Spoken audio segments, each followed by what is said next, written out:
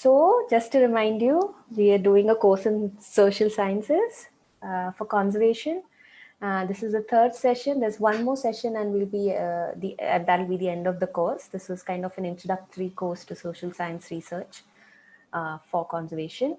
And we've covered sort of the introduction. We've covered why we need to do social research, what is social research, what are the different elements of social research, etc. We did a couple of breakout rooms as well. And Ranjini is going to do a quick recap because we sort of ran out of time the last time. So Ranjini will do a quick recap of what we discussed last time about methodology and sampling and things like that. So I'm just going to put up one slide and then Ranjini can take it from there. This talks about the aim, the research question, and the objectives. And Ranjini can kind of explain these out to you, and I hand it over to you, Ranj. Yeah, thanks, Sal. Hi, everyone. I hope I hope all of you are doing well. So, we saw in some of the feedback forms also that you'd like to look over research methodology a little bit. So, a focus on sampling design. So, right now, for maybe of 15-20 minutes, do a little.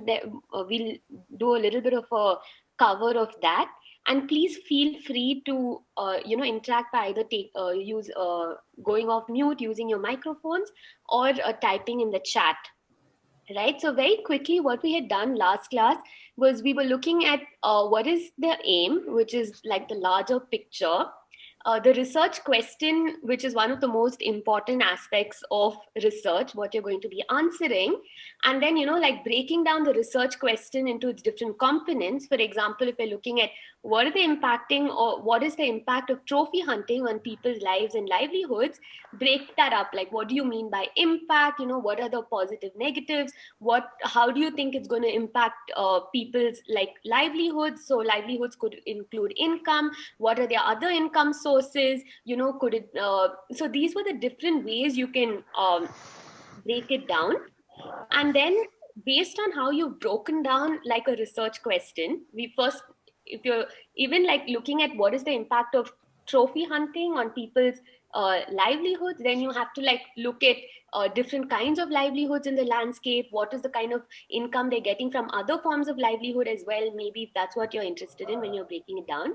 So then you look at the objectives, which are the sub questions, which is finally what you're actually हाँ answering. And the यार अधिक आता objectives class go to डुलन the aim, डने right? So, का so for the objectives, you might look at the economic benefits and drawbacks. So who is impacted by how much, what sort of impact, and socio-cultural impacts like increase in tourism, infrastructure, changes in human wildlife interactions, different kinds of power dynamics. So these are different objectives you could possibly be looking at. Now, if we wanted to address this, maybe let's come now to the sampling methodology, right? So if you remember, we had looked at 5 types of sampling methodology. The first kind of sampling methodology is based on probability, right? So there we had random sampling and stratified random sampling. And the second was based on non-probability. So you have like haphazard sampling, you have snowball sampling, you have volunteer sampling, and you have targeted sampling. So let's just take a question here. Let's say who is impacted by the economic benefits of trophy hunting. To answer that question, or like, what are the impacts? So what kind of methodology, sampling design would you like to use? Would you tell me, and why would we want to use that if you sampling design? Do you want me to go over once more what the different kinds of sampling design were?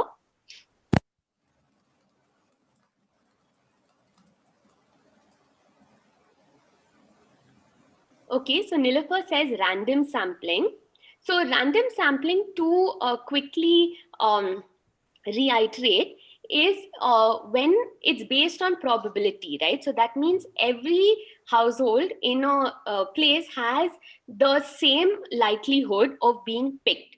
Okay, so then before you go into a landscape, you divide it according to different category. Maybe you're saying, okay, every 4th household, or you randomly pick it out of a hat, or you use a random number design.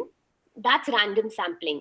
So the advantage of random sampling is firstly, it's one of the strongest sampling design, because the idea is that because every sampling unit has the equal opportunity of being picked, it means that whatever you find from this, you can extrapolate to the larger population, because the idea is that a random sample will be representative of the population.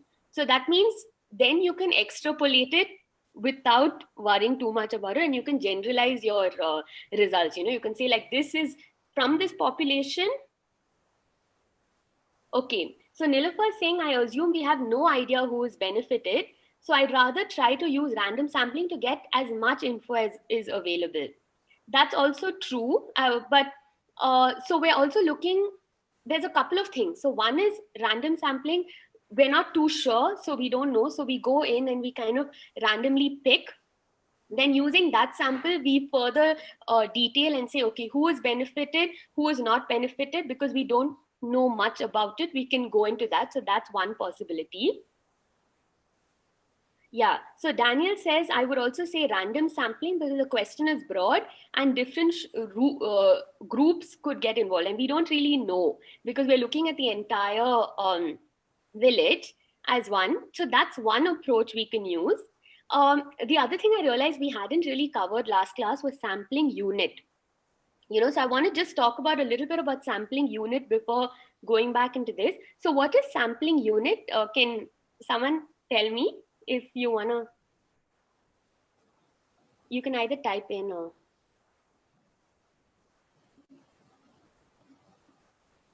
Okay, so sampling unit is basically the point at which you're collecting your data.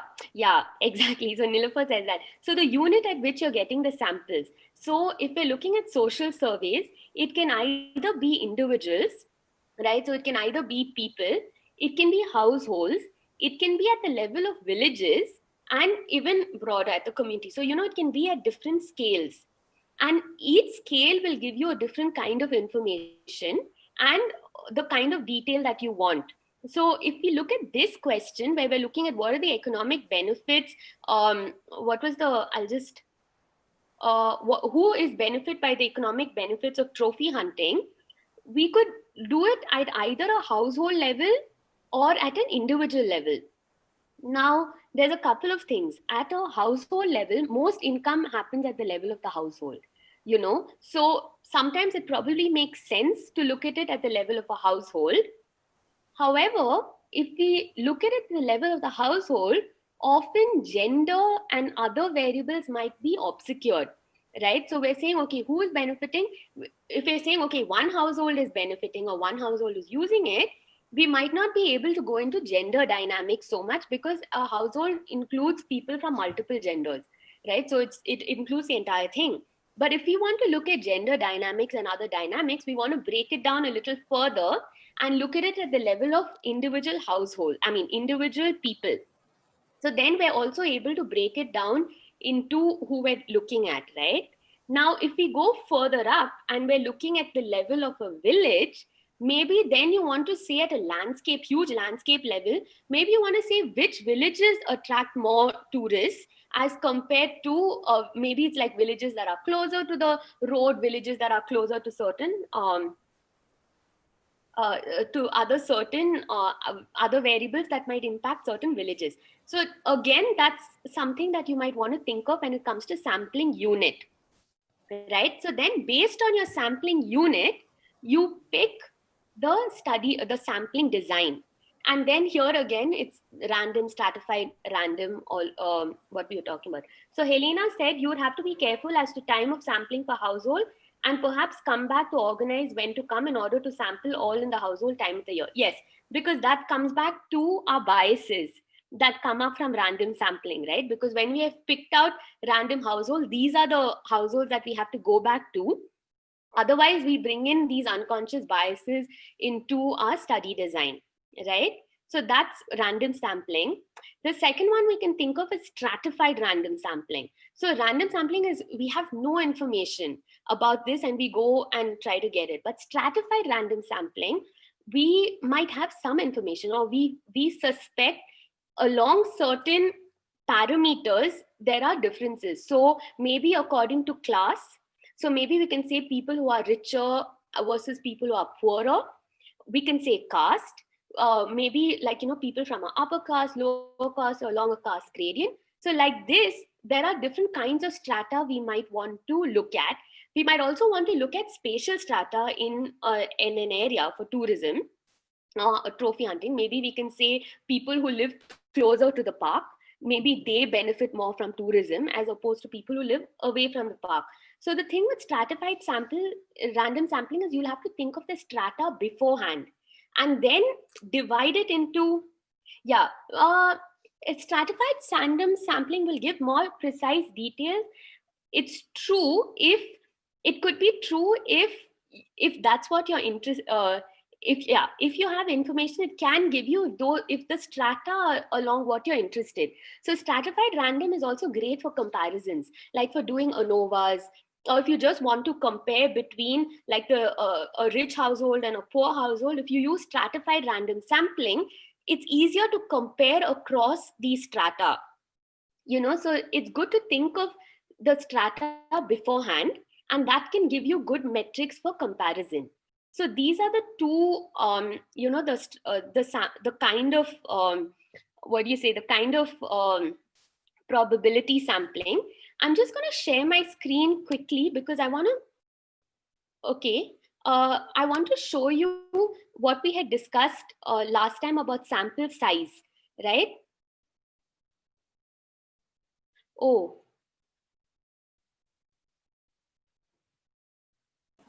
I'll turn off my screen share, Ranj. Okay. I can control what you show. Oh, I'm still seeing your screen. I stopped the screen share, so now maybe you can try sharing your screen.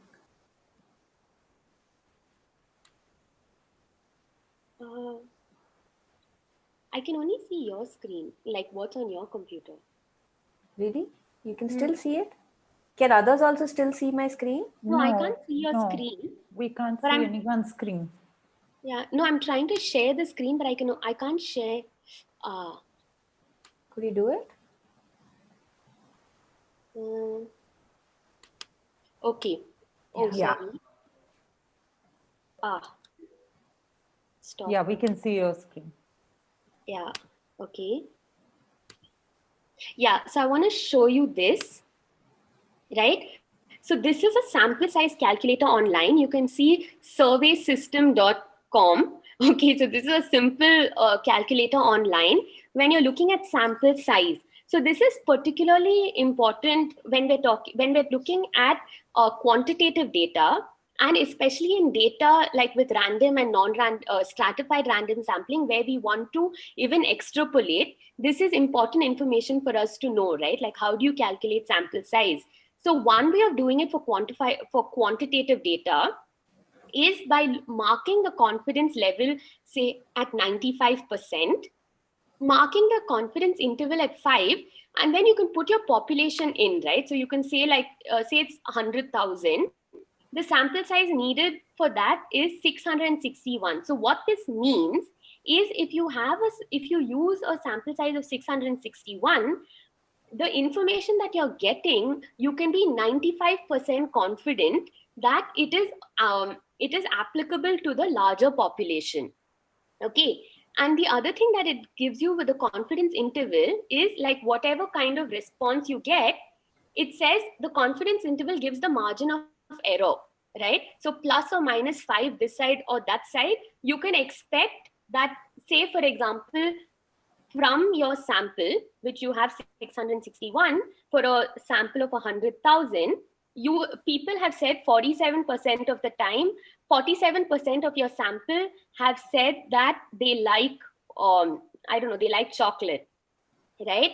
So what this means is if you say 47% plus 5 minus 5, that range, you can, with a 95% confidence level, you can say that's applicable to the larger population.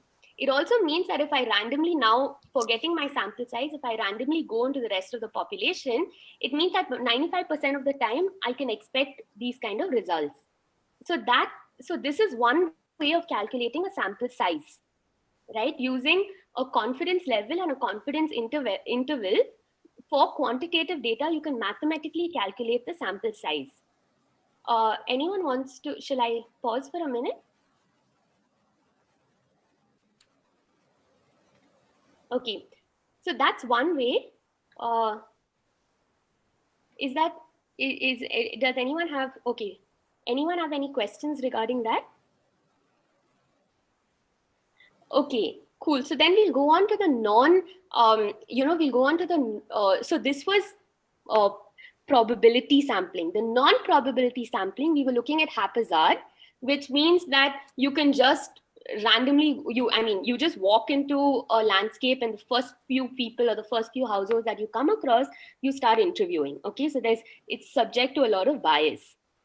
The second thing we talked about was snowball sampling, where if you were looking at, say, again, let's look at this question, who is benefiting?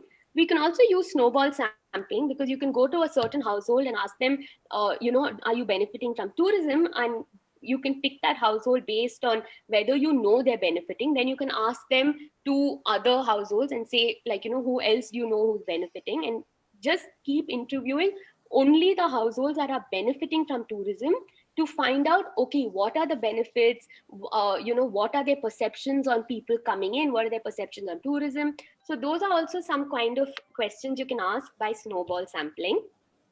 Then you have other sampling designs such as volunteer sampling, where you voluntarily ask people, whoever's participating in this program, please come talk to me and I'm willing to listen to you.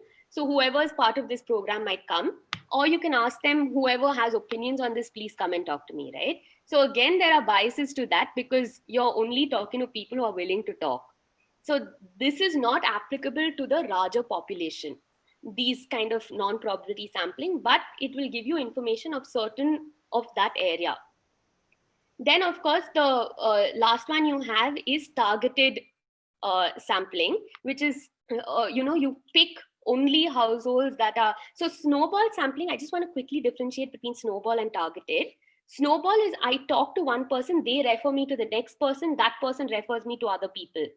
But if we're doing targeted sampling, I have already picked households or picked people that I think are benefiting and I just go target them. So these are, so these are the kind of different, sampling designs we have.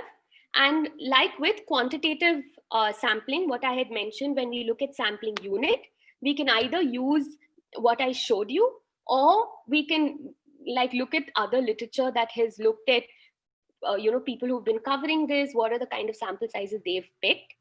But when we're looking at qualitative data, because it's very often it's fewer interviews, it's like 60, maybe like 50, much fewer interviews.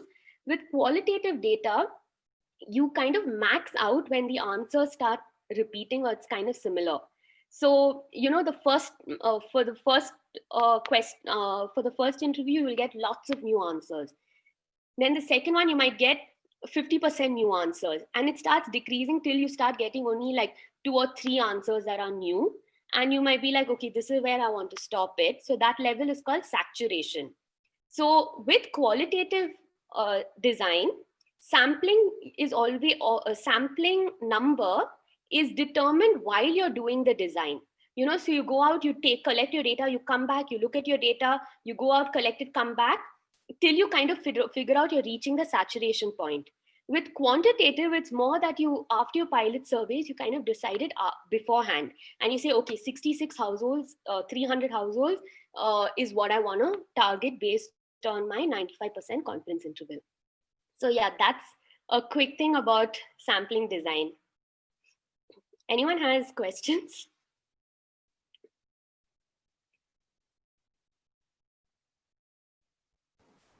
I have a question. Yeah. So supposing we use a sample, the sample size calculator, and we get a sample size of, let's say, 600, but it's not practical or feasible to interview so many. In that case, what should one do? Yeah, so that's a complex thing, no? Because then we want to say, do we want to target a population that's big? that is that big. So the main thing about a sampling unit is we have to kind of make sure that we are getting enough information that is representative of the population. Now that is such a vague statement, because if populations that are more homogeneous, then if you have fewer samples it works better.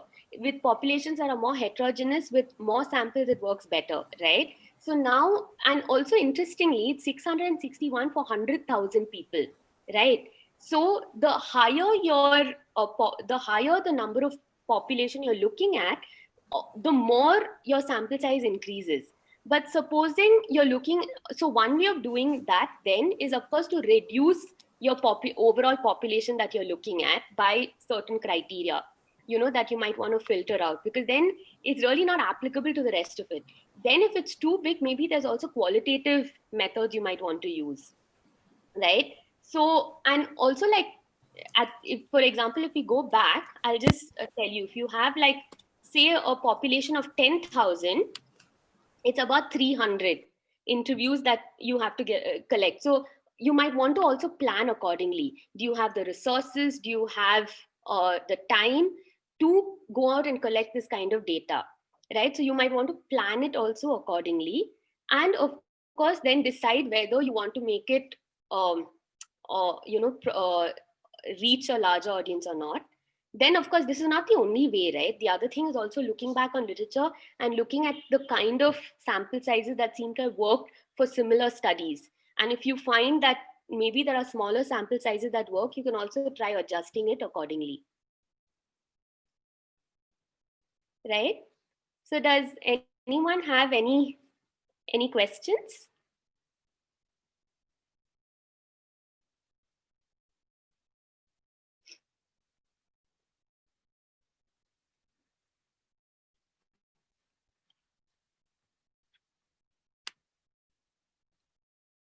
So shall we move on to today's class then?